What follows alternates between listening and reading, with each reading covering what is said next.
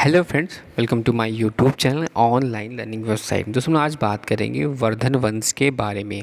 दोस्तों वर्धन वंश की नींव छठी शताब्दी के प्रारंभ में पुष्पभूति वर्धन ने ज्ञानेश्वर में डाली। इस वंश का पांचवा और शक्तिशाली राजा प्रभाकर धन वर्धन लगभग 583 से 605 ईस्वी में हुआ था। उसकी उपाधि परम भट्टारकर महाराज की थी। उपाधि से ज्ञात होता है कि प्रभाकर वर्धन ने अपना स्वतंत्र राज्य स्थापित कर लिया था।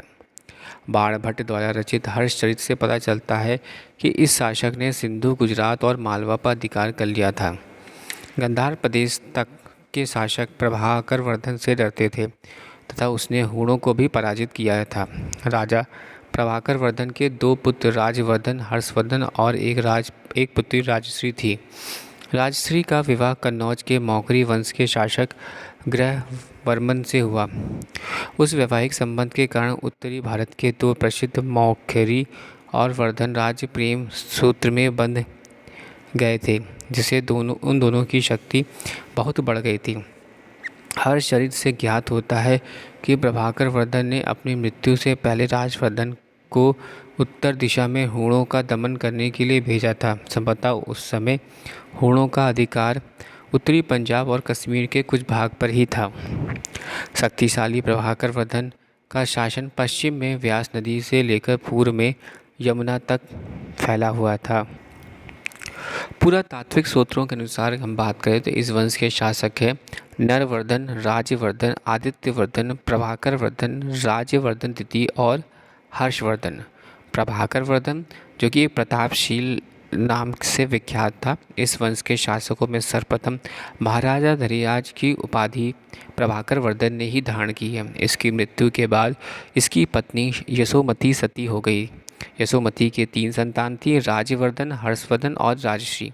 राजश्री का विवाह मौखिर नरेश ग्रहवर्मा से हुआ था। देवगुप्त ने ग्रहवर्मा की हत्या कर दी थी और राजश्री को बंदी बना लिया गया था। नेक्स्ट बात करते हैं राजवर्धन द्वितीय के बारे में। दोस्तों इसने परम सौगात की उपाधि धारण की और उसने देवगुप्त से बदला लेने के लिए उसकी हत्या कर दी थी। बाद में देवगुप्त के मित्र गौड़ नरेश शशांक ने राजवर्धन द्वितीय की हत्या कर दी थी।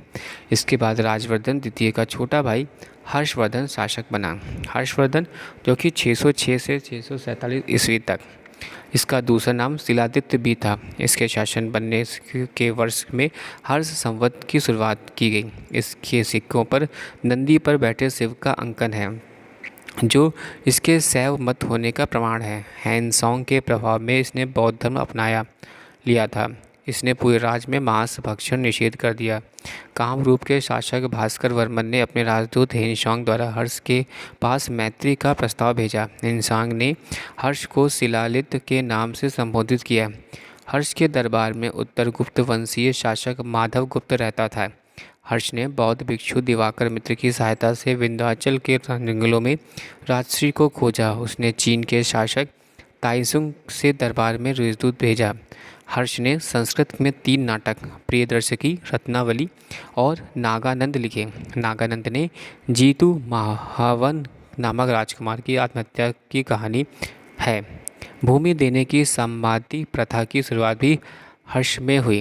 हर्ष की विजय इसका साम्राज्य में कश्मीर को छोड़कर लगभग पूरे उत्तर भारत में सम्मिलित था। कश्मीर का शासक दुर्लभवर्धन स्वयं इसे बौद्ध के दांत देकर गया। हर्ष ने कन्नौज में इस पर एक स्तूप बनवाया था। इससे कन्नौज गौड़ीय शासक शशांक को पराजित कर कन्नौज पर अधिकार कर लिया। इसने वल्लभी के शासक ध्रुवसेन द्वितीय को भी पराजित किया, परंतु बाद में अपनी पुत्री का विवाह ध्रुवसेन से कर दिया। नर्मदा नदी के पास इसका युद्ध चालुक्य शासक पुलिकेशिन द्वितीय से हुआ। इस युद्ध का उल्लेख बाणभट्ट नहीं करता, परंतु इसकी जानकारी ऐहोल अभिलेख और हेनसोंग के सीयू में प्राप्त होती है। इस युद्ध में हर्षवर्धन की पराजय हुई थी।